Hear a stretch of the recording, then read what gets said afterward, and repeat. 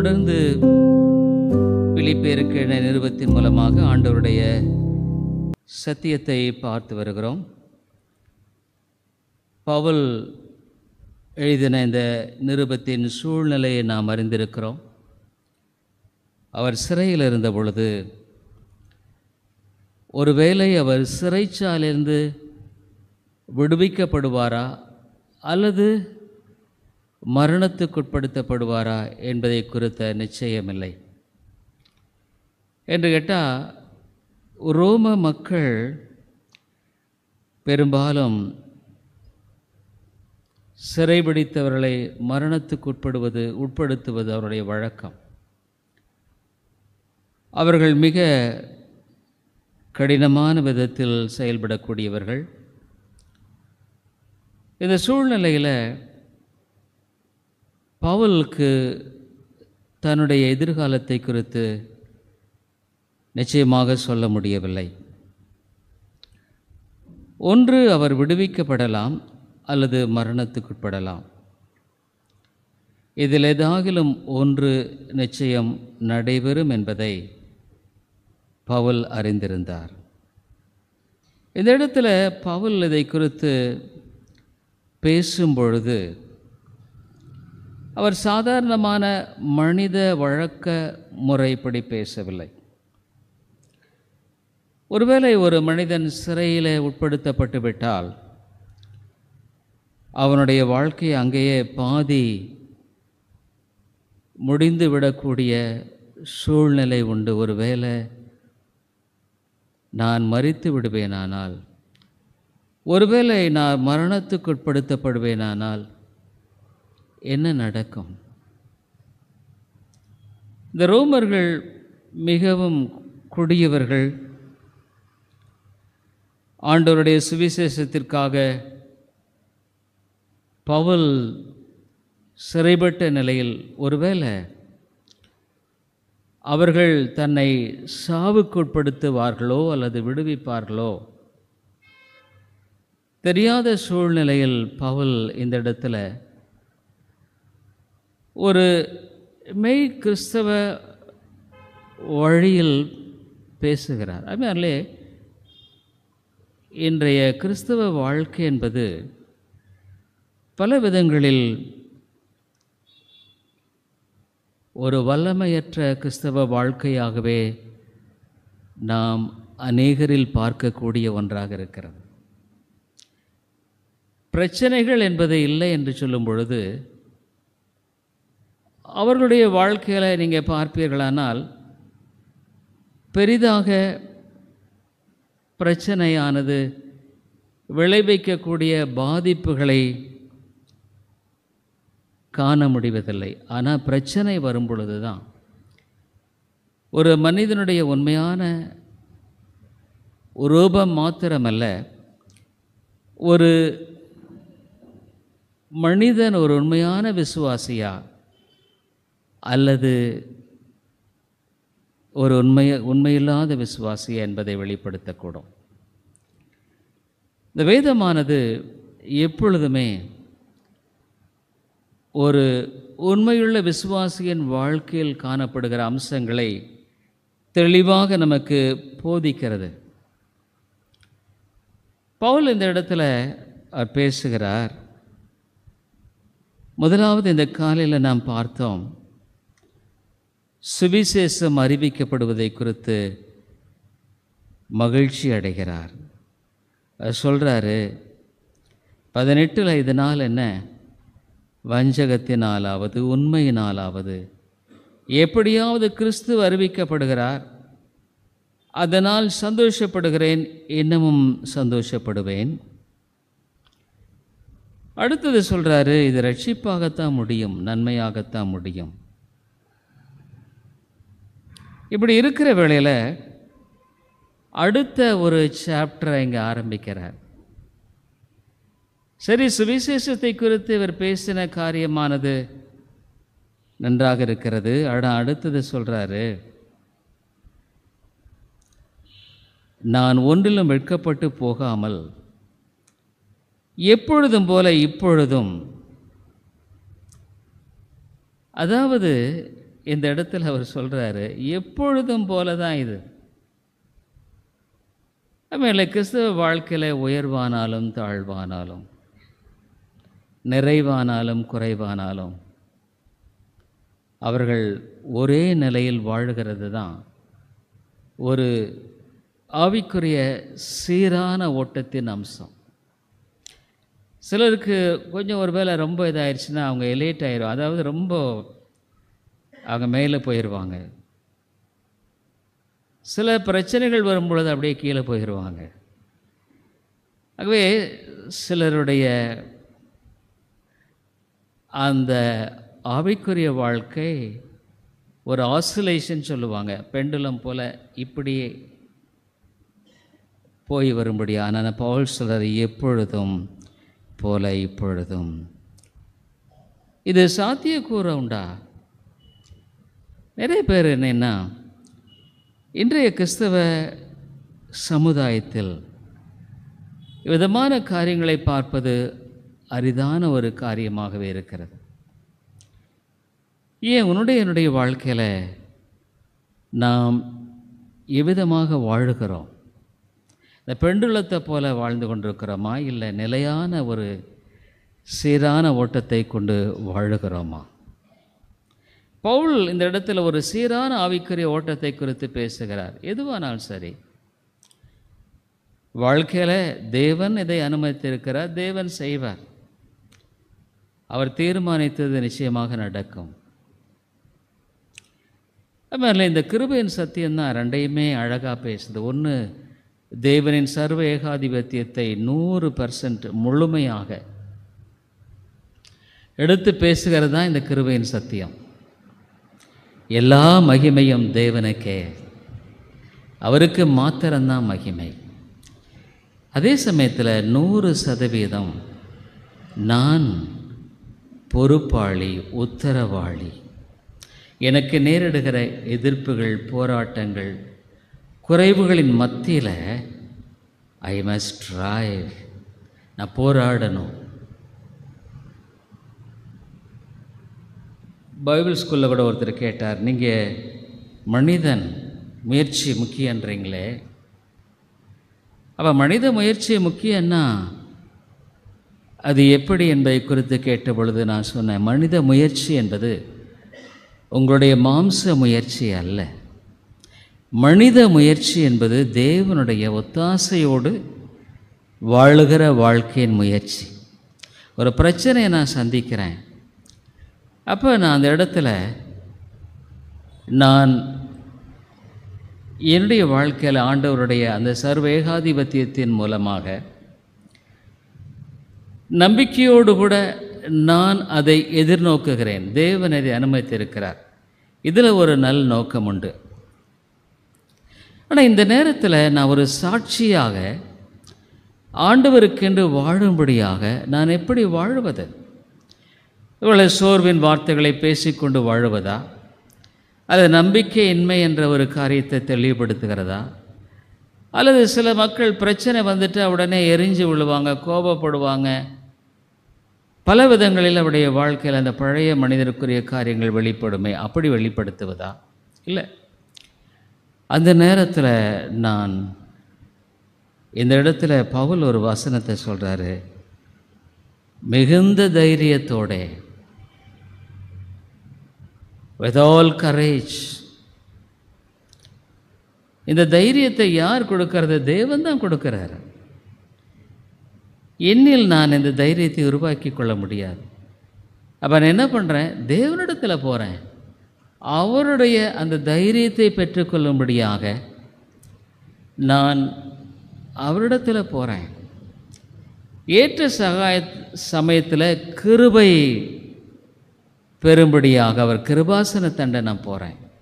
ஆகவே என்னுடைய முயற்சிங்கிறது என்னென்னா, நான் அவரை நோக்கி ஓடுகிறேன், அவருடைய கிருபைக்காக ஓடுகிறேன், அவருடைய ஒத்தாசைக்காக ஓடுகிறேன், அவருடைய தயவுக்காக ஓடுகிறேன், அவருடைய இந்த ஞானத்துக்காக ஓடுகிறேன், அவருடைய இந்த சூழ்நிலை கடந்து போகக்கூடிய தேவனுடைய அனுக்கிரகத்துக்காக ஓடுகிறேன். அதுதான் முயற்சி.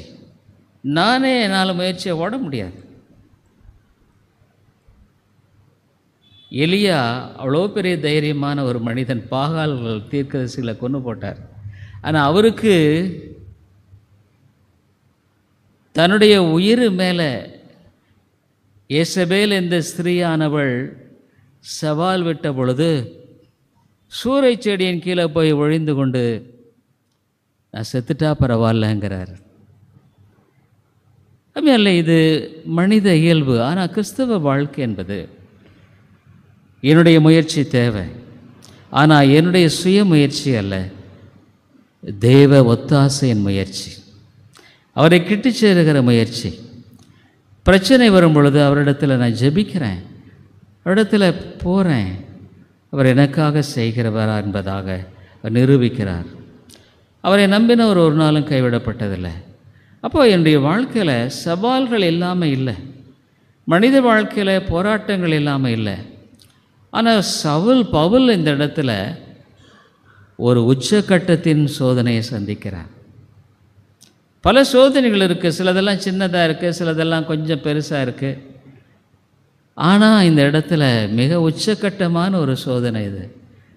அவர் உயிர் பிழைக்கப் போகிறாரா அல்லது மரணமடைய போகிறாரா யாருக்குமே தெரியாது.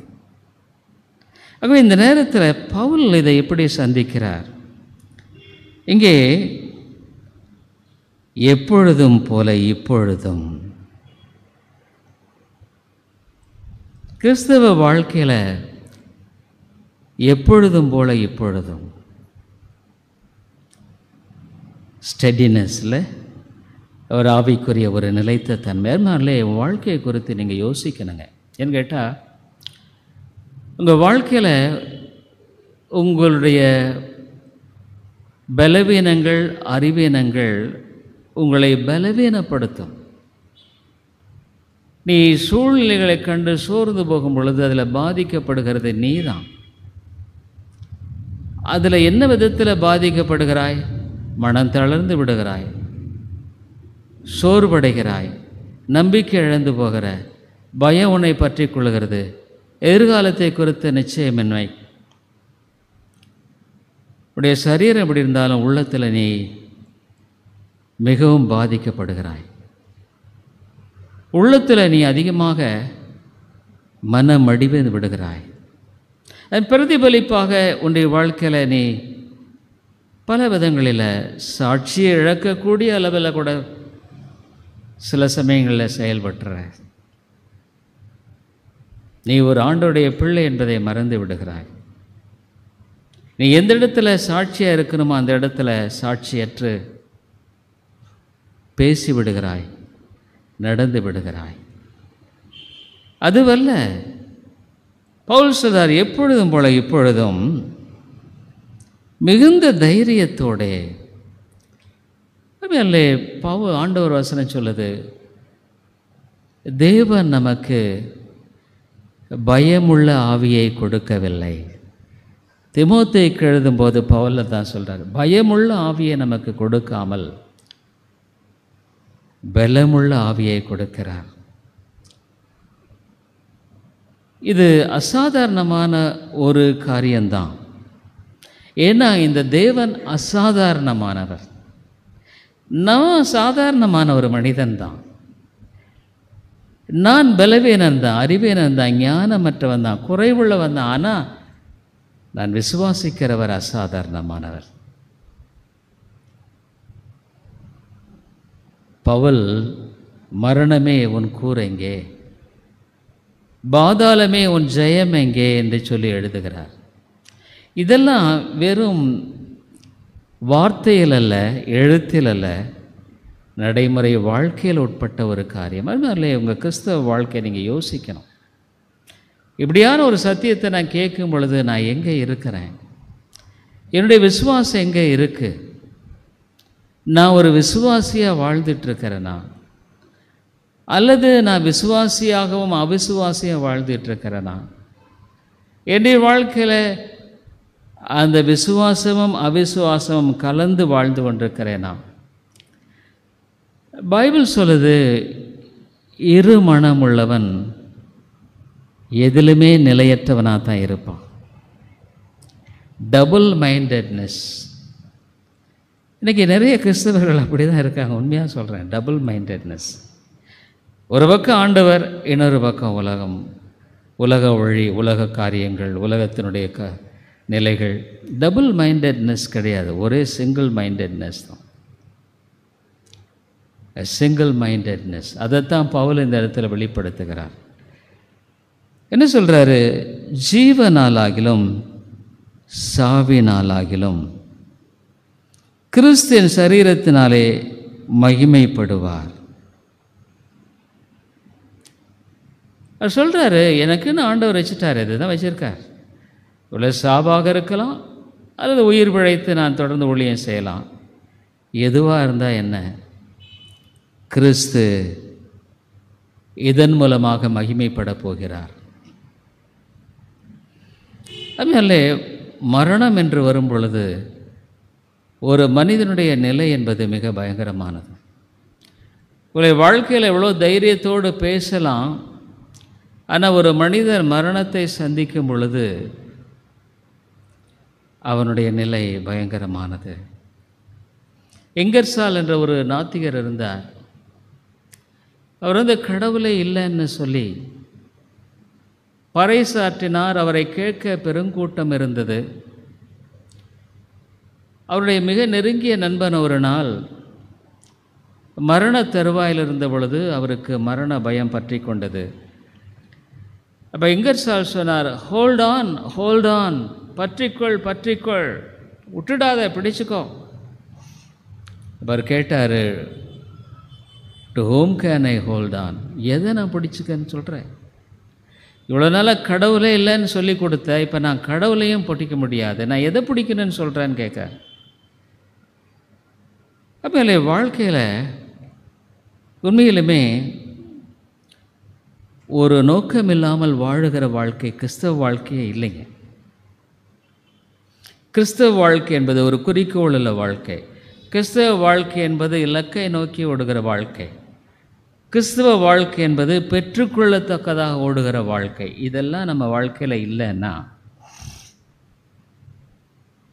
அது கிறிஸ்தவ வாழ்க்கை தானா? அப்போ நான் வாழுகிறது கிறிஸ்தவ வாழ்க்கையை தானா? ஏன்னா நம்ம யோசிக்கணும், நம்ம வாழ்க்கையில் ஆண்டவரை நம்புகிறேன்னு சொல்லி அந்த நிலையில் வாழாமல் வாழும் பொழுது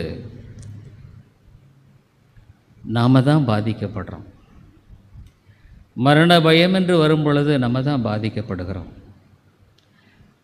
ஒருவேளை மற்றவங்க கூட அத்தனை பேர் தான் இருந்தாலும் மரணத்தை சந்திக்கிற ஒரு நபர் தான் வாழ்க்கையை உண்மையான நிலையில் நோக்கி பார்க்கிற ஒரு வேளை தருணம் அது. இவ்வளோ நாளாக வாழ்ந்துட்டோம், எவ்வளோ ஜீவிச்சிட்டோம், ஒருவேளை இந்த உலகத்தில் எவ்வளோ சாதிச்சிருக்கலாம். ஆனால் இந்த நேரத்தில் நான் இந்த உலகத்தோடு என் வாழ்க்கை முடிய போகிறது. இத்தனை வருடங்களாக நான் ஆண்ட காலங்கள் முடிய போகிறது. இத்தனை வருடங்களாக நான் செலுத்தி ஆதிக்க முடிய போகிறது. இத்தனை வருடங்களாக என்னோடு இருந்த மக்களை நான் இழந்து போகணும். ஆமாம், கிறிஸ்தவ வாழ்க்கை அவ்வளோதாங்க. நேற்று நான் லட்சுமி கஃபே, நான் என் மனைவி காஃபி குடிக்கலான்னு சொல்லிட்டு போயிருந்தோம். அப்போது எனக்கு ஒரு நினைவு வந்தது. ரொம்ப குறுகிய காலத்துக்கு முன்பாக அதே இடத்துல ஒரு ஐயா, ரிட்டையர் ஆனவர், காஃபி குடிக்கலான்னு போயிட்டு காஃபிக்கு காசு கொடுத்துட்டார். காஃபி வாங்கியாச்சு. நல்ல வேளை அவரோட கூட ஒருத்தர் இருந்தார். காஃபி வாங்கியாச்சு, காஃபி குடிக்கலை, அப்படியே கொலாப்ஸ் ஆகி முடிஞ்சிட்டார். இங்கே ஒரு ஐயா நம்ம இங்கே வருவார், அப்போ அவருடைய சகல தான் அவர். அவ்வளோதான், முடிஞ்சிட்டார், ஃபினிஷ்ட். அவள் வாழ்க்கையில் ரொம்ப ஜோவியலாக வாழ்ந்திருந்த மனுஷன்தான். அவர் ஆண்டவருடைய காரியங்களை குறித்து கிறிஸ்தவராக இருந்தாலும் கூட ஒரு அக்கறையற்ற முறையில் வாழ்ந்தவர் தான். முடிஞ்சிட்டார் ரொம்ப வெகு முன்னால் தான். அவர் சொன்னார், இப்போ தான் அவர் 40th டே நினைப்பார். மாதிரி உன் வாழ்க்கை என்பது எந்த நேரத்தில் முடியுங்கிறது யாருக்குமே தெரியாது. உனக்கும் தெரியாது, எனக்கும் தெரியாது, கேரண்டி இல்லை. ஆனால் இதுதான் வாழ்க்கை, இதுதான் மனுஷனுடைய வாழ்க்கையில் அவன் வாழ்ந்த வாழ்க்கையினுடைய நிறைவு பலன். அவ்வளோதான், முடிஞ்சு போச்சு. என்னுடைய வாழ்க்கை என்பது அவ்வளவுதான். ஆனால் மரணம் என்று வரும் பொழுது உன்னுடைய வாழ்க்கையில் நீ சந்திக்கும்படியான அந்த நிலை என்பது இந்த உலகத்தில் நீ எப்படி வாழ்ந்து அதை சார்ந்து தாங்க இருக்குது. ஒருவேளை இந்த ஐயா சொன்ன பார்த்தீங்களா, அவர் கிறிஸ்தவர் தான், ஆலயத்துக்கெல்லாம் போகிறவர் தான். ஆனாலும் கூட மெய் விசுவாசம் இல்லாதனால உடைய வாழ்க்கை என்பதை சின்ன நேரத்தில் ஒரு சமயத்தில் நான் ஒரு கனவு கண்டேன். ரொம்ப நாள் ஆயிடுச்சு, ரொம்ப நாள் இல்லை, ஆல்மோஸ்ட் என்னுடைய லைஃபே இந்த உலகத்தில் முடிகிற ஒரு மரண தருவாய். அப்படியே மறைஞ்சு போச்சு. அது திடீர்னு விழிச்சிட்டேன். அப்போ தான் நான் யோசித்தேன், மரணம் என்பது ஒருவேளை இப்படி தான் இருக்கும் போல் இருக்குது. அப்படியே டிமினிஷிங், அப்படியே முடிஞ்சது, டக்குன்னு முழிச்சிட்டேன். அதுமாதிரி வாழ்க்கை என்பது உன்னுடைய நிலையில் நீ ஆதாயப்படுத்திக் கொள்ளலாம், அதை இழந்து போகலாம். You can win the race or lose the race, அவ்வளோதான். இந்த பந்தயத்தை நீ இழந்து போகலாம் அல்லது ஆதாயப்படுத்திக் கொள்ளலாம். பவுல் இந்த இடத்துல அது சொல்கிறாரு, எதுவாக இருந்தால் என்ன, என் சரீரத்தினாலே ஆண்டவர் மகிமைப்படுவார். எனக்கு 20 எனக்கு உண்டாயிருக்கிற வாஞ்சைக்கும் நம்பிக்கைக்கும் தக்கதாய் அப்படி முடியும்.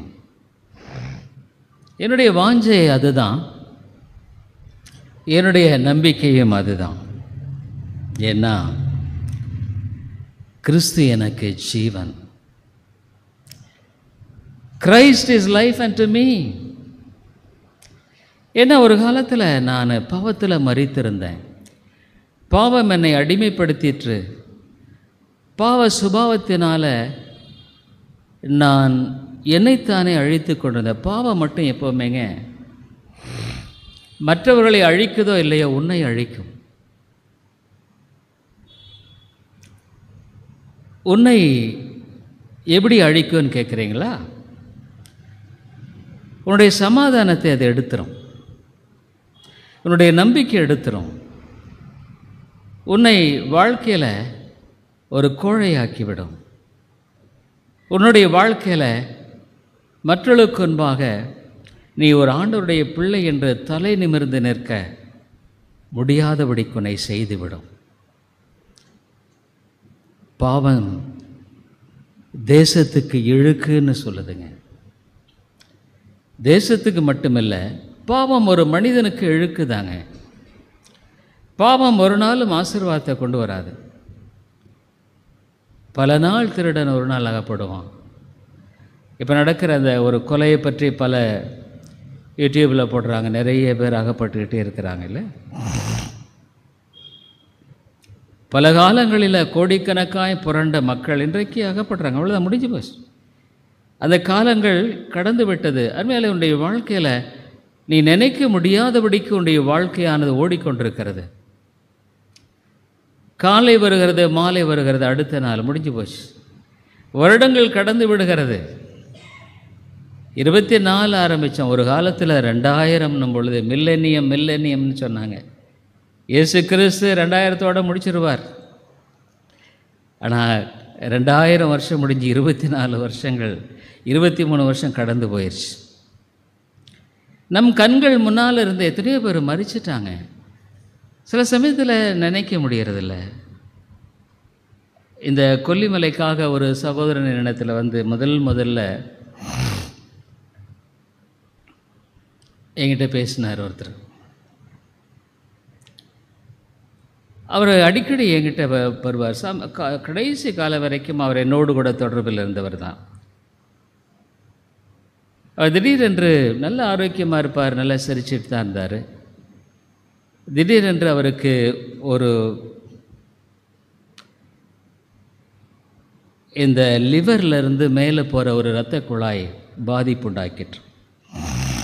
அவருக்கு தெரியல. அது நல்லா இருப்பார், ஆரோக்கியமாக இருப்பார், ட்ராக்ஸ் எல்லாம் கொடுத்துட்ருப்பார், கடைசி வரைக்குமே செஞ்சார். அவர் தான் முதல்ல எனக்கு கொல்லிமலையை பற்றி எனக்கு சொன்னார். அந்த கொல்லிமலை மிஷினரி பற்றிய ஒரு அருமையான புத்தகம் நீங்கள் வாசிக்கலைன்னா தயவுசெய்து அதை வாசிங்க. இன்றைக்கு மாலையில் ஒருத்தர் சென்னையிலேருந்து எனக்கு ஃபோன் பண்ணார். இந்த கொல்லிமலை மிஷினரியை பற்றி நான் இன்றைக்கு பேசும்படியாக இருக்கிறேன். அந்த ஒரு புத்தகம் கிடைத்தது, அதில் உங்கள் பேர் ஒரு லைனில் இருந்தது அப்படின்னு சொல்லி அந்த ஐயா எழுதின இந்த புத்தகம் அப்படின்னு சொன்னார். அப்போ சொன்னேன், இல்லை பிரதர், அந்த புத்தகத்தை எழுதினது நான் தான், ஆனால் அவர் எவ்வளவு தூரம் பிரிண்ட் பண்ணி செய்ய முடியுமோ செய்யுங்கன்னு சொல்லி அவருக்கு அனுமதி கொடுத்துருந்தேன். அவர் என்ன பண்ணிட்டார், அதில் தன்னை பற்றி பெரிய ஃபோட்டோலாம் போட்டுட்டு எனக்கு ஒரே ஒரு லைன் மட்டும், இந்த புத்தகம் வெளியிட டாக்டர் டேவிட் அலங்கோவன் அனுமதி கொடுத்தார், நன்றி. ஏன்னு கேட்டால் இவர் சொன்னார், எனக்கு தெரிந்தவர் தான், ரொம்ப வேர்ல்டு விஷனில் ஒர்க் பண்ணார் இங்கே சேலத்தில் கூட. 1990 ஒரு முறை அந்த கொல்லிமலை மிஷன் பங்களாவில் ஒரு உடன் பங்களா, மர பங்களா, அது அந்த நாள் அவரும் அவர் மனைவியுமாக தங்கியிருந்தேன். அப்போ உங்களை வந்து சந்தித்தேனார், எனக்கு மறந்துடுச்சு. ஆகவே அதை குறித்து ஒரு ப்ரோக்ராம் இருக்குது, அதில் நீங்கள் உங்களுடைய பங்களிப்பை கொடுக்க வேண்டும் என்று கேட்டார். நான் சந்தோஷமாக செய்கிறேன் அப்படின்னு சொல்லியிருந்தேன். எதுக்காக சொல்கிறேன்னா, அந்த சகோதரனுடைய வாழ்க்கையை அவர் ஒரு பை போட்டுட்ருப்பார். இப்போ கூட திடீர்னு பார்த்தா அந்த மாதிரி ஒல்லியாக பை போட்டு பார்த்தா அவர் எனக்கு ஞாபகம் இல்லை, அவர் மறிச்சிட்டார்ல. ஆமாம், உங்கள் நிலையும் என் நிலையும் அப்படித்தான். ஒரு நாள் நம்மளையும் கூட அப்படி தான் சொல்லுவாங்க. திடீரென்று மரணம் நேரிடலாம், யாருக்குமே கேரண்டி இல்லைல்ல. ஆனால் பவுல் சொல்கிறார், வித்தியாசமாக பேசுகிறார், மரணத்தை குறித்தும் வாழ்க்கையை குறித்தும் வித்தியாசமாக பேசுகிறார். கிறிஸ்து எனக்கு ஜீவன். கிறிஸ்து என்னுடைய வாழ்க்கையில் ஜீவனை கொடுக்கிறார். நான் எவ்வளவு காலம் வாழ்கிறேனோ அவர்களால் எனக்கு ஜீவனை கொடுத்து வழி நடத்துகிறார். I live by his strength. அவருடைய பலத்தினால் வாழ்ந்து கொண்டிருக்கிறேன். ஒரு நாளும் அதை குறைபடுகிறதில்ல. நான் இந்த விதத்தில் வாழ மட்டுமாக கிறிஸ்து எனக்கு ஜீவனை கொடுக்கிறார். கிவ்ஸ் மீ ஸ்ட்ரென்த், பலத்தை கொடுக்கிறார். கிவ்ஸ் மீ விஸ்டம், ஞானத்தை கொடுக்கிறார். He opens up the way, வழிகளை திறக்கிறார். என்னை வழிநடத்துகிறார், பலப்படுத்துகிறார், காத்துக்கொள்கிறார். கிறிஸ்து என்னுடைய வாழ்க்கையில் இந்த உலகத்துக்குரிய நிலையில் அவர் போதுமான கிருபைகளை அளித்து வருகிறார். ஆகவே எங்கேயும் நான் ஒன்றும் குறைபடலை. ஆமாம், நிறைய பேர் என்ன நினைக்கிறேன்னா, வாழ்க்கையில் நிறையா இருந்தால் சந்தோஷமாக இருக்கலாம். இல்லை, நிறைவு பொருள்களில் இல்லை, நிறைவு இருதயத்தில் தான் இருக்குது. இருதயத்தில் நிறைவு இருந்தால் இது ஒன்றுமே இல்லை. ஆனால் அதில் நீ நிறைவை காண முடியாது. உன்னுடைய இருதயத்தில் விதமான நிறைவு தேவை. அல்லையும் வாழ்க்கையை நீ யோசிக்கணும். அப்போ நான் உண்மையாக ஆண்டோடைய பிள்ளை தானா? அப்போ நான் எங்கே இருக்கிறேன்? என்னுடைய விசுவாசம் எங்கே இருக்குது? நான் ஆண்டவருக்கென்று வைராக்கியமாய் வாழக்கூடிய வாஞ்சை இருக்கா?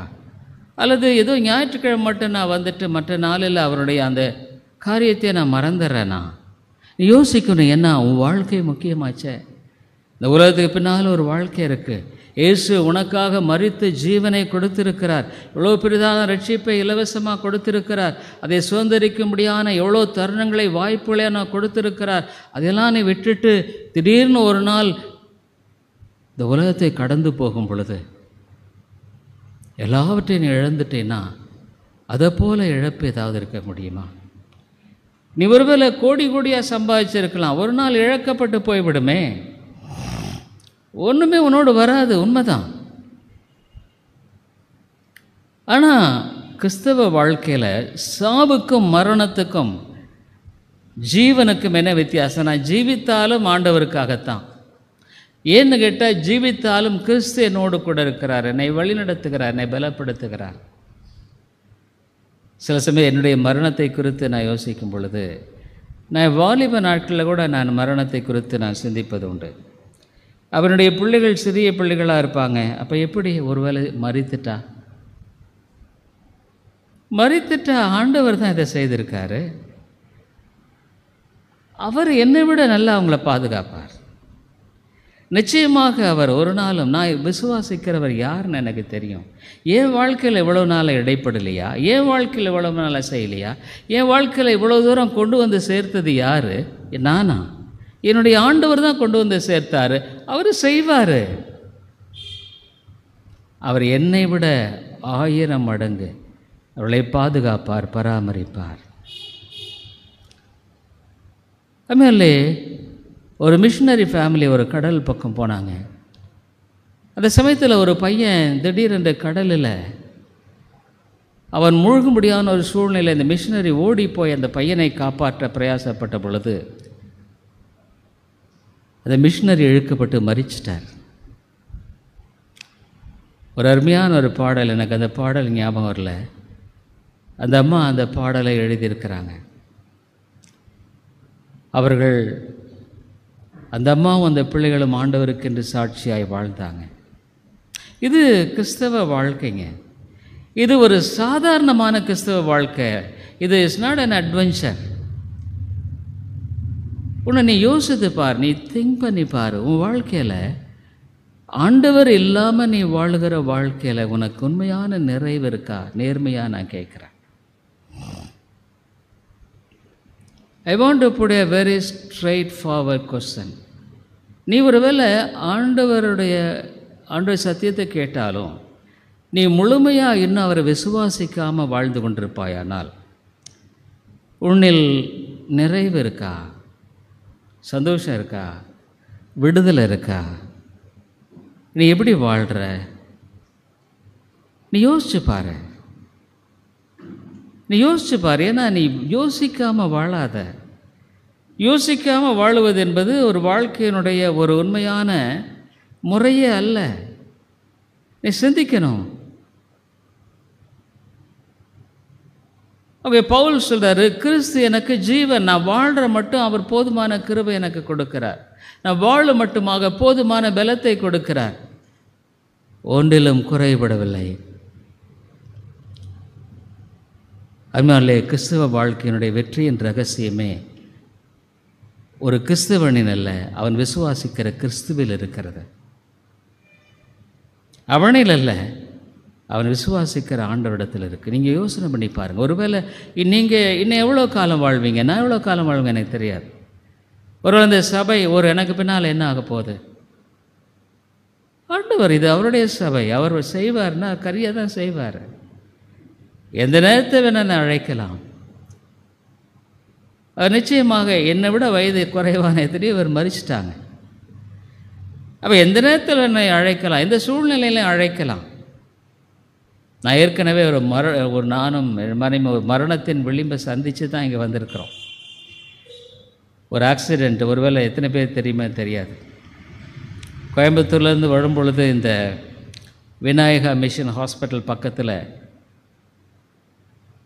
எதிர்பாராது, ஏன்னா அந்த மாதிரி விபத்தை குறித்து நமக்கு நடக்குன்னு நினைக்கல. போயிட்டுருக்குறோம், பின்னால் தீபாவளிக்கு முந்தின நாள் ஃபுல்லி லோடட் பஸ்ஸு வந்துட்டுருக்குது. நாங்கள் முன்னால் போயிட்டுருக்குறோம். இந்தாண்ட ஒரு பெட்ரோல் பங்க் போயிட்டுருக்கும் பொழுது இந்த சைட்லேருந்து ஒரு கப்புள், கணவன் மனைவி இப்படி திரும்பிட்டாங்க. வேறு வழி இல்லை, நான் அவங்க மேலே இடிக்க முடியாது, ஸ்லோ பண்ணது தான். பின்னால் வேகமாக வந்த வண்டி அடித்தது. உண்மையிலேயே எனக்கு என்ன ஞாபகம் இருக்குதுங்க, இந்த கார் அப்படியே பறக்குது. இந்த கார் அடித்த உடனே அப்படியே தூக்கி பறக்குது. பறந்து அந்த முன்னால் போகிற அந்த பைக்கில் அந்த கணவன் மனைவி அவங்கள அடித்து அவங்கள தூக்கி அடிச்சிருச்சு. அப்படியே அவங்க பறக்கிறாங்க. ஸ்டண்ட்டு மாதிரி ஆயிடுச்சு. அந்த அடித்ததுனால வண்டி திரும்பி நாங்கள் எப்போவுமே அந்த பக்கம் போகும்பொழுதெல்லாம் அந்த இடத்த பார்த்துட்டு ஆண்டவருக்கு ஸ்தோத்திரம் சொல்லுவது உண்டு. குழியில் விழுந்துருச்சு, ஒன்றுமே ஆகலை, ஆண்டவர் கிருபை தான். ஆனால் கார் என்னாச்சு, அதை 12,000 ரூபாய்க்கு காயலாங்கடைக்கு விற்றோம். 12,000 ரூபாய் தான் மிஞ்சினது. இல்லை, வாழ்க்கை அவ்வளோதான். ஏன் அன்னைக்கு மறித்திருக்கலாம் இல்லையா? அன்னைக்கு மறித்திருக்கலாம். என்ன நம்பிக்கை இருக்குது? என்ன பயங்கர லோடு, அவன் பஸ்காரன் டிரைவர் விட்டு ஓடி போயிட்டாங்க. ஆமையாலே வாழ்க்கை என்பது நிலையற்றது. வாழ்க்கை என்பது நிலையற்றது. எந்த நேரத்தில் என்ன வேணாலும் நடக்கலாம். ஆனால் ஒரு கிறிஸ்தவனுக்கு அது நிலையானது. ஏன்? there is a purpose either in life or death. ஜீவனோ மரணமோ ஒரு நோக்கம் இருக்குது. அதான் பவுல் சொல்கிறார் இந்த இடத்துல, கிறிஸ்து எனக்கு ஜீவன், ஆண்டவர் போதுமான கிருபைகள் எனக்கு கொடுத்து வழி நடத்தி வந்துட்டு இருக்கிறாரு, அதில் ஒன்றும் பிரச்சனை இல்லை. சாவி எனக்கு ஆதாயம். ஒருவேளை மறிச்சிட்டா நான் ஆண்டவரோடு கூட இருப்பேன். அம்மையாலே ஒருவேளை நரக மோட்சங்கிறது எந்தளவுக்கு நீ விசுவாசிக்கிற எனக்கு தெரியாது. ஆனால் நீயும் நானும் விசுவாசிக்கிறோமோ விசுவாசிக்கலையோ, வேதம் சொல்லுகிறது உண்மை. நீ எப்படி வந்த உனக்கு தெரியாது. இந்த பூமி எங்கே இருக்குது, பூமியில் எங்கே நீ இருக்கிற உனக்கு சரியாக தெரியாது. எங்கேயோ ஒரு இடத்துல பூமியில் ஒரு சின்ன டாட் மாதிரி இருக்கிற. இந்த பூமி சுற்றிட்டு தான் இருக்குது, தன்னைத்தானே சுற்றிட்டு இருக்கு. 1000 மைல் வேகத்தில் இப்படி சுற்றிக்கிட்டு இருக்குது. பால் சூரியனை சுற்றி 10,000 கிலோமீட்டர் வேகத்தில் நகர்ந்துட்டுருக்கு. ஆனால் நீயும் நானும் ஸ்டேபிளாக தான் உட்காந்துட்ருக்குறோம். அப்போ நீங்களும் நானும் இது சூரியன் சுத்தவே இல்லைன்னு சொல்ல முடியுமா? சூரியன் பாருங்கள், டபுள் ரொட்டேஷன், ஒன்று ரொட்டேஷன் அப்படி சுற்றுது. அது ரெவல்யூஷன்னா சூரியனை சுற்றி ஓடுறது. ஆனால் நம்ம அப்படியே தான் இருக்கோம்ல. அப்போ நம்ம மறுக்க முடியுமா? இல்லைங்க. உன் வாழ்க்கையில் ஆண்டவர் என்பவர் சொல்லியிருக்கிறது மறுக்க முடியாது. இவ்வளோ இங்கே கேட்கலாம், நீங்கள் நம்புகிறீங்களா? ஆமாம், நான் நம்புகிறேன். எதை வச்சு நம்புகிறீங்க? இந்த வேதம் சொல்கிறத நம்புகிறேன். வேறு ஏதாவது இருக்கா? வேறு எதுவும் இருக்குது. 40 வருஷமாக அவரோட தான் நான் வாழ்ந்துட்டுருக்கிறேன். அவர் என் வாழ்க்கையில் செய்த நூற்றுக்கணக்கான காரியங்களை நான் சொல்ல முடியும். அவர் இல்லைன்னா அது நடந்திருக்காது. அது ரொம்ப ஆச்சரியமாக இருக்குது. அப்போ இதை நடப்பித்தவர் யார்? அவர் தான். உங்கள் வாழ்க்கையில் ஏதோ நடந்ததுன்னு சொல்ல முடியுமா? இல்லை. பல சாத்தியக்கூறுகள் இல்லாத சூழ்நிலையில் ஆண்டவர் பல சம்பவங்களை நடப்பித்திருக்காரே. அப்போ அதுதான் செய்திருக்கார் போல, அவர் தான் செய்திருக்கார் போல. அதுமாதிரி உன்னுடைய வாழ்க்கையில் வேதம் சொல்கிறது உண்மைதான். வேதத்தை நீ நம்புகிற. ஆனால் what evidence to you have personally? தனிப்பட்ட விதத்தில் உனக்கு என்ன எவிடன்ஸை காட்ட முடியும்? தனிப்பட்ட விதத்தில் என்ன எவிடன்ஸை காட்ட முடியும்? ஆண்டவனோடு இருக்காருங்கிறத நீ காட்ட முடியுமா? காட்டணுமா? ஆமாங்க, அதுதாங்க கிறிஸ்தவ வாழ்க்கை. நான் இன்றைக்கி ஒரு நபரிடத்தில் சொன்னேன், இதை செய்கிறவர் ஆண்டவர்னு மறுக்க முடியாது, இதை செய்கிறவர் ஆண்டவர் தான்னு சொல்லி. அந்த நபர் சொன்னார், ஆமாம். அப்படி சாதாரணமாக சொல்ல மாட்டார் அவர். ஆனால் அவர் சொன்னார், ஆமாம், இது ஆண்டவர் தான் செய்கிறார். அப்படி என்னுடைய வாழ்க்கையில் அதுதாங்க கிறிஸ்தவ வாழ்க்கையே. இதுக்கு கீழான ஒரு நிலையில் நீ வாழ்ந்து கொண்டிருப்பாயானால் நீ மிகப்பெரிய அபாயத்தில் இருக்கிற. ஏன் அபாயத்தில் இருக்கிற? உனக்கும் தனிப்பட்ட விதத்தில் ஆண்டவருக்கும் உள்ள உறவு என்ன இருக்குது? அவர் உனக்கு தெரியுமா? அவருக்கு ஒன்று தெரியுமா? அதான் சொல்கிறார், உங்களை அறியேன். இங்கே ஆண்டவரை தனிப்பட்ட விதத்தில் நீ அறிஞ்சிருக்கலன்னா அவர் சொல்லுவார், உன்னை எனக்கு தெரியாதப்பா. ஏன்னா இங்கே இருக்கும் பொழுது அவரை நீ தனியாக அறியலை, அவர் உன்னை தனியாக அறியலையே. அப்போ அங்கே போய் நடக்கிற ஒரு காரியம் இல்லை, இங்கே தான் நடக்கிறது. என் ஆடுகளை நான் அறிந்திருக்கிறேன், என் ஆடுகளால் நான் அறியப்பட்டும் இருக்கிறேன். கிறிஸ்தவ வாழ்க்கை என்பது என்னன்னா பவுல் அதைத்தான் பேசுகிறார். நான் விசுவாசிக்கிறவர் என்னார்னு எனக்கு தெரியும். அப்போ எனக்கு தெரியலன்னா நீ ஆண்டவரோடு இன்னும் ஒப்புரவாகலை. You have not reconciled with God. அப்போ நீ என்ன பண்ணணும்? ஆண்டவரே, இந்த வசனம் சொல்கிறதெல்லாம் எனக்கு வித்தியாசமாக இருக்கு. என் வாழ்க்கையில் உமா நான் தெரிஞ்சிருக்கிறேனா? உன் தெரிந்திருந்தால் ஏன் நான் விசுவாசிக்கிறவன் பதறேன்? நான் விசுவாசிக்கிறேன்னு சொல்கிறேன், ஆனால் பதறேன். என் வாழ்க்கையில் பிரச்சனை வரும் பொழுது அந்த பழைய காரியம்தான். என் வாழ்க்கையில் மாற்றம் இல்லை, நம்பிக்கை இல்லை. எத்தனையோ வருஷம் ஆச்சு தான், ஆனால் என்னுடைய வாழ்க்கையில் நிறைய பேர் கிறிஸ்துவோடைய வாழ்க்கையில் மாற்றத்தை பார்ப்பது ரொம்ப அரிதாக தான் இருக்குல்ல. அது எதை காட்டுகிறது? உனக்கும் தேவனுக்கும் இடையில் உறவு இல்லைன்னு காட்டுது. அவரை உனக்கு தெரியல. இந்த உலகத்தில் இயேசு எல்லாத்துக்கும் தான் தெரியும், எல்லாத்துக்குமே தெரியும்.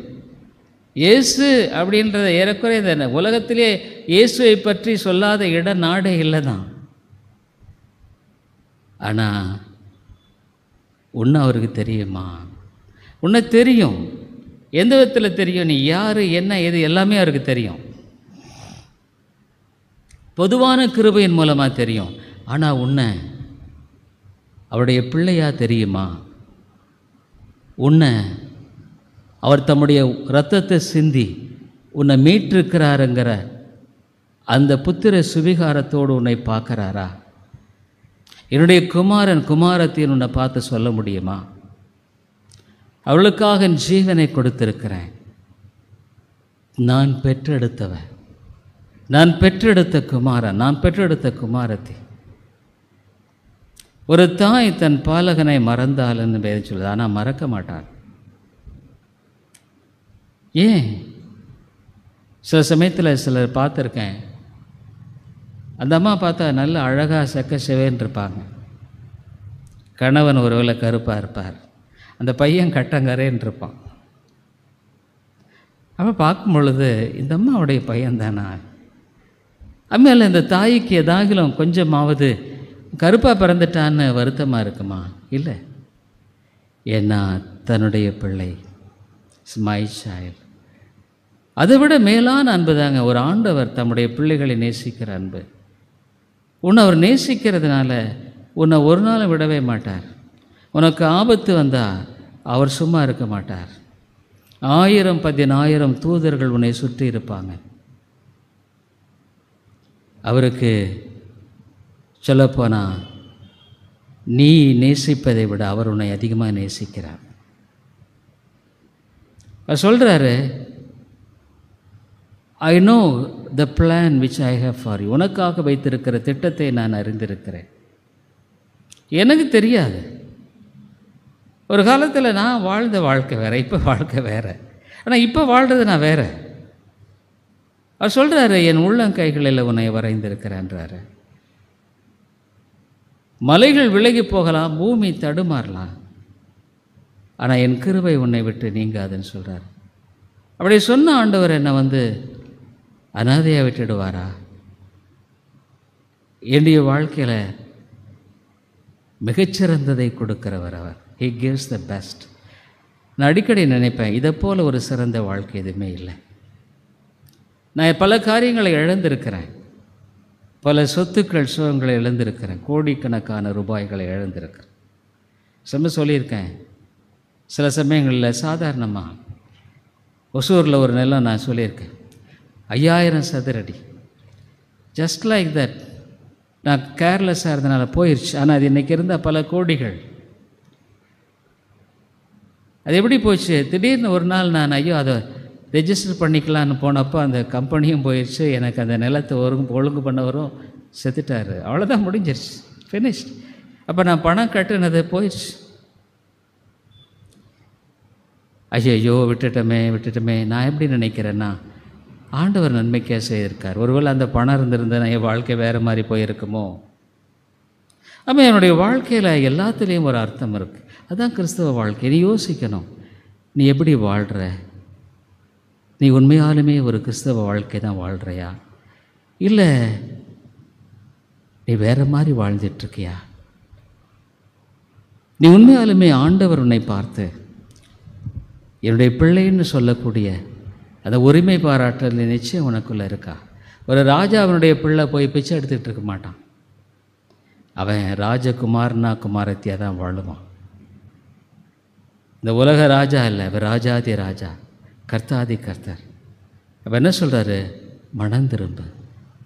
மனம் திரும்புதல் என்பது எப்போ விசுவாசித்து நான் ரட்சிக்கப்படும் பொழுது இல்லை, சபைக்கு மனம் திரும்புன்னு சொல்கிறார் வெளிப்படுத்த விசேஷத்தில். நீ இன்னும் நிலைமையிலிருந்து விழுந்துட்டேன்னு யோசனை பண்ணி பாரு. ஒரு காலத்தில் நீ நல்லா இருந்தியா? ஒரு காலத்தை நல்ல ஆண்டவரை நேசிச்சியா? இப்போ அதெல்லாம் போயிருச்சா? உனக்குள்ள அந்த வாஞ்சை இல்லையா? நீ ஒருவேளை சர்ச்சுக்கு வர்றதே ஒரு மெக்கானிக்கலாக போயிருச்சா? வேறு வழி இல்லைன்னு வர்றையா? மற்றவங்களுக்காக வர்றையா? அல்லது மற்ற என்ன நினைப்பாங்கன்னு வர்றையா? இல்லை உண்மையாக ஆண்டவர் நேசித்து நீ வர்றையா? அவருக்காக வர்றையா? அவருக்கும் உனக்கும் உள்ள உறவை அறிஞ்சிருக்கிறையா? சபை என்பது அவருடைய காரியம். அவருடைய வார்த்தையை கேட்க நான் வாஞ்சையாக இருக்கிறேன். அவரோடு பேசுகிறதை கேட்க வாஞ்சையாக இருக்கிறையா? எத்தனை வருஷம் ஆச்சு, ஆனால் எனக்கு இன்னும் ஆண்டவர் கற்றுக் கொடுக்கிறார். நான் நிச்சயமாக சொல்கிறேன், சத்தியத்தை ஆண்டவர் கற்றுக் கொடுக்கிறார். என் வாழ்க்கையில் உண்மையாலுமே கர்த்தருடைய கிருபையினால் மகிழ்ச்சியாக இருக்கிறேன். உன் வாழ்க்கையை யோசிச்சுப்பார், சிந்தித்துப்பார், சரிப்படுத்து, மனம் திரும்பு. ஐயோ ஆண்டவரே, நான் எங்கேயோ இருக்கிறேன், எனக்கு தெரியல, நான் எப்படி வாழ்கிறேன் எனக்கு தெரியல, எனக்கு புரியல, நான் குழம்பி போகிறேன், நான் விசுவாசின்னு சொல்கிறேன், பல காரியங்களை குறித்து பேசுகிறேன், ஆனால் என்னுடைய நடைமுறை வாழ்க்கையில் பிரச்சனைகள் வரும் பொழுது நான் வேறு மாதிரி ஆயிடுறேன். நீ வேறு மாதிரி ஆக வேண்டியதில்லை. ஒரு காலத்தில் இந்த விசுவாசம் இப்போ உனக்குள்ளே இருக்கணும். அந்த விசுவாசத்தின் அடிப்படையை தான் நீ வாழணும். அந்த விசுவாசத்தின் அடிப்படையை தான் நீ பேசணும், செய்யணும், எல்லாம் தான். அதுதான் இன்றைக்கு எப்படி இருக்க, இப்போ எப்படி இருக்க? இல்லை, நான் மனம் திரும்ப, உனக்கும் எனக்கு நம்பிக்கை இருக்கு. இந்த ஒரு வாழ்க்கையை எஞ்சிய காலத்தில் ஆகலும் நீ சந்தோஷமாக கழிக்கணும், சந்தோஷமாக வாழணும். அவனுடைய பிள்ளை என்ற உரிமை பாராட்டுதலோடு நீ வாழணும். நீ ஏன் இன்னும் விலகி போகிறையா? இன்னும் உன்னுடைய அந்த மாம்சத்தில் நம்பிக்கை வச்சு போகிறையா? இன்னும் ஆண்டவரை விசுவாசிக்காமல் உன்னுடைய சொந்த ஞானத்தை நீ சந்து போயிட்டுருக்கியா? போனது போதும். வாழ்க்கையில் இதனால் என்ன சாதிச்சிருக்க? வாழ்க்கையில் என்ன காரியத்தில் நீ உன்னுடைய வாழ்க்கையில் நான் இதில் நிறைவோடு இருக்கிறேன்னு சொல்ல முடியுது? போதும். தேவபக்மா திரும்ப. கர்த்தர் கொடுக்குற அழைப்பு உன் வாழ்க்கையை செம்மைப்படுத்து. எபேசு சபையை பார்த்தா தான் சொன்னார், இந்த நிலைமையிலிருந்து விழுந்தா என் மனம் திரும்ப, ஒப்புரவாக டர்ன் யுவர் மனம் திரும்ப. நான் ஹேவ் எ டிட்டர்மினேஷன். சும்மா ஏதோ ஆண்டவரே என் பாவங்களை மன்னியும்னு சொல்கிறதில்ல, அதுவல்ல. உன்னுடைய வாழ்க்கையில் ஒரு தீர்மானத்தோடு தேவன் பக்கமாக திரும்ப. கர்த்தர் உன்னை கட்டுவார், உன் வாழ்க்கையை கட்டுவார், குடும்பத்தை கட்டுவார், உன் சந்ததியை கட்டுவார். இல்லைன்னா நீ மட்டுமில்லை, உடைய சந்ததியும் கூட தேவனுக்கு சாட்சி பகரதாக இருக்கார். ஆண்டவர் சொல்கிறார், எதை நீ தெரிந்து கொள்ளப் போகிறாய்? எதை நீ தெரிந்து கொள்ளப் போகிறாய்? ஆண்டவர் சாபத்தை வச்சிருக்கார், ஆசீர்வாதத்தை வச்சிருக்கிறார். இஸ்ரவேல் மக்களை பார்த்து சொன்னார், எது உங்களுக்கு வேணும்? சிலுவையை நோக்கிப்பார். உனக்காக கல்வாரியில் மரித்த அந்த இரட்சகரை தவிர வேற நம்பிக்கையில் பவுல் சொன்னா, கிறிஸ்தியன் ஜீவன், சாவு எனக்கு ஆதாயம். ஜெபிப்போம். அன்புள்ள ஆண்டவரே, இந்த உலகத்தில் பவுலை போல சொல்லக்கூடிய ஒரு வாழ்க்கை என்பது தான் கிறிஸ்தவ வாழ்க்கை. இல்லைன்னா ஆண்டவரே, அது கிறிஸ்தவ வாழ்க்கையே அல்ல. ஒவ்வொரு தனி மனிதனும் ஆண்டவரை ரட்சிக்கப்படணும். போதகனாக இருந்தாலும் ரட்சிக்கப்படணும், போதகனுடைய குடும்ப மக்களை ரட்சிக்கப்படணும். ஆமாம் ஆண்டவரே, ரட்சிப்பு இல்லைன்னா ஆண்டவரே என்ன பிரயோஜனம்? எங்கள் பிள்ளைகளுக்கு நாங்கள் ஆண்டவரே ஒருவேளை ரட்சிக்கப்படாமல் போனால் நாங்கள் ஆசீர்வாதத்தை வைக்காமல் போகிறதில்ல, சாபத்தை வச்சுட்டு போயிடுவோம். ஏன்னா எங்கள் பாவங்கள் கழுவப்படாமலே நாங்கள் இந்த உலகத்தை விட்டு மரித்து போகும் பொழுது எங்களுடைய சந்ததி எங்களுடைய பாவம் மாத்திரமல்ல, எங்களுக்கு முன்பாக இருந்த மூதாதையருடைய பாவத்தையும் அவர்கள் அறுக்க வேண்டியிருக்கும். ஏன்னா எங்கள் வாழ்க்கை அவளுக்கு முன்பாக சாட்சி இல்லாமல் போயிடுச்சு. எங்கள் வாழ்க்கை இயேசு ஜீவிக்கிறார் என்பதை வெளிப்படுத்தாமல் போய்விட்டது. மன்னியும் ஆண்டவரே, அன்பின் ஆண்டவரே, கிருபையாய் மன்னித்தரலாம். வேண்டாம் ஆண்டவரே, உள்ளத்தில் தீர்மானத்தை தாரும். எவ்வளோ காலம் இரண்டு நினைவுகளால் நாங்கள் குந்தி குந்தி நடப்போம்.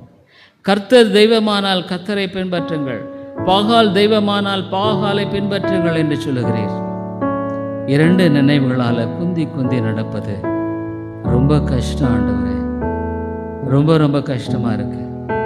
வாழ்க்கையில் நம்பிக்கை இல்லை, தைரியம் இல்லை, பலம் இல்லை, சந்தோஷம் இல்லை, சமாதானம் இல்லை.